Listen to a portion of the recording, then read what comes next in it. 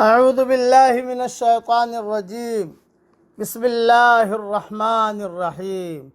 سورہ اعراف کی 3 آیتیں پڑھ رہا ہوں۔ آیت نمبر 30، آیت نمبر 24، آیت نمبر 25۔ قالا ربنا ظلمنا انفسنا وَإِن لَّمْ تَغْفِرْ لَنَا وَتَرْحَمْنَا لَنَكُونَنَّ مِنَ الْخَاسِرِينَ۔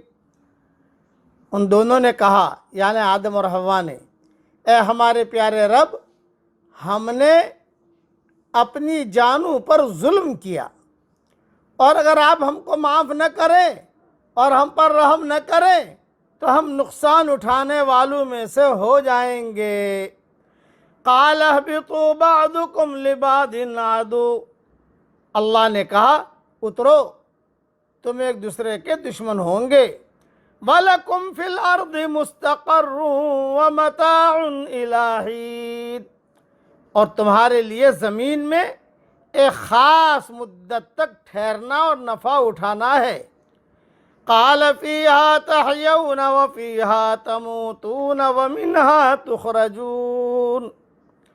اللہ نے کہا، اسی میں تم جیو گے اور اسی میں تم مرو گے اور اسی سے تم کو نکالا جائے گا۔ اس کے مختصر تشریح سن لیجئے اور تفصیل انشاءاللہ ریاض التفسیر میں دیکھ لیجئے گا۔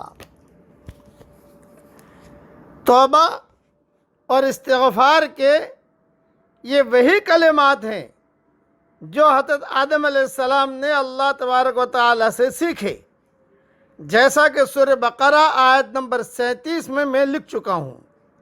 گویا شیطان نے اللہ تعالیٰ کی نافرمانی کا ارتکاب کیا تو اس کے بعد وہ اس پر نہ صرف اڑ گیا بلکہ اس کے جواز اور اس بات میں عقلی اور قیاسی دلائل دینے لگا۔ نتیجتاً وہ محروم ہوا، راندہ درگاہ ہوا اور ہمیشہ کے لیے ملعون قرار پایا۔ اور حضرت آدم علیہ السلام نے اپنی غلطی پر ندامت اور پشیمانی کا اظہار اور بارگاہ الہی میں توبہ اور استغفار کا اہتمام کیا تو اللہ تعالیٰ کی رحمت اور مغفرت کے مستحق قرار پائے۔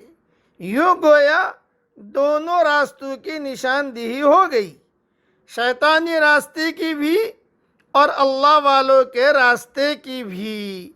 گناہ کر کے اس پر اترانا، اصرار کرنا اور اس کو صحیح ثابت کرنے کے لیے دلائل کے انبار فراہم کرنا، یہ شیطانی راستہ ہے۔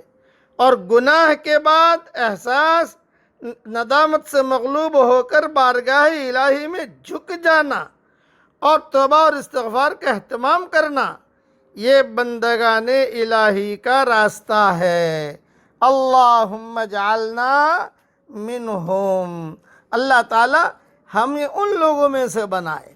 اس لیے ہمیشہ یاد رکھنا، آدم اور شیطان دونوں ایک دوسرے کے دشمن کی حیثیت سے زمین پر بھیجے گئے ہیں۔ اب قیامت تک دونوں کے درمیان یہی جنگ جاری ہے۔ شیطان کی مسلسل کوشش یہ ہے کہ وہ انسان کو اپنے راستے پر لائے، اور جس طرح وہ خود خدا کی رحمت سے محروم ہوا ہے، انسان کو بھی خدا کی رحمت سے محروم کر دے۔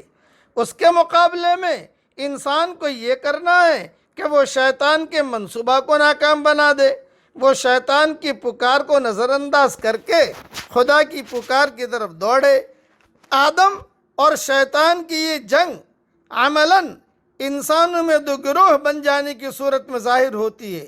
کچھ لوگ شیطان کی ترغیبات کا شکار ہو کر اس کی صف میں شامل ہو جاتے ہیں، اور کچھ لوگ خدا کی آواز پر لبیک کہہ کر یہ خطرہ مول لیتے ہیں کہ اگر شیطان کے تمام ساتھی اس کو بے عزت کرنے اور ناکام بنانے کے لیے ہر قسم کی تدبیریں کرنا شروع کر دیں، تو بھی وہ لوگ جو ہے شیطان کی بات کو نہیں مانتے، صرف اللہ کی بات کو مانتے ہیں۔ ہر دور میں یہ دیکھا گیا ہے کہ سچے حق پرست جو ہمیشہ کم تعداد میں ہوتے ہیں، لوگوں کی سخت ترین عداوتوں کا شکار رہتے ہیں۔ اس کی وجہ یہی شیطان کی دشمنانہ کارروائیاں ہے۔ وہ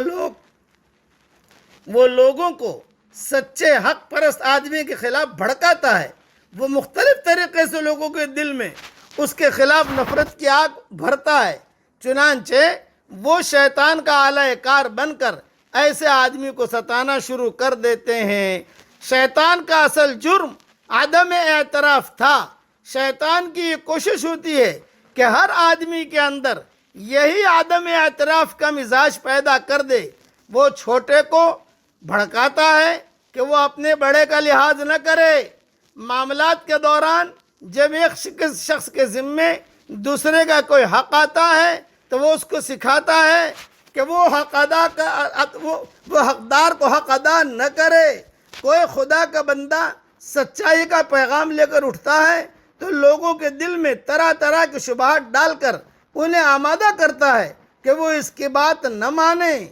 دو فریقوں کے درمیان نزاع ہو اور ایک فریق اپنے حالات کے اعتبار سے کچھ دینے پر راضی ہو جائے تو شیطان فریق ثانی کے ذہن میں یہ ڈالتا ہے کہ اس کی پیشکش کو قبول نہ کرو اور اتنا زیادہ کا مطالبہ کرو جو وہ نہ دے سکتا ہو، تاکہ جنگ و فساد مستقل طور پر جاری رہے۔ اس طرح شیطان کے بہکاؤں سے ہر جگہ لوگوں کے درمیان دشمنیاں جاری رہتی ہیں۔ انسانوں میں دو گروہ بن جاتے ہیں اور ان میں ایسا ٹکراؤ شروع ہوتا ہے جو کبھی بھی ختم نہیں ہوتا۔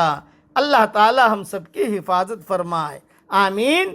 وآخر دعوانا ان الحمدللہ رب العالمین۔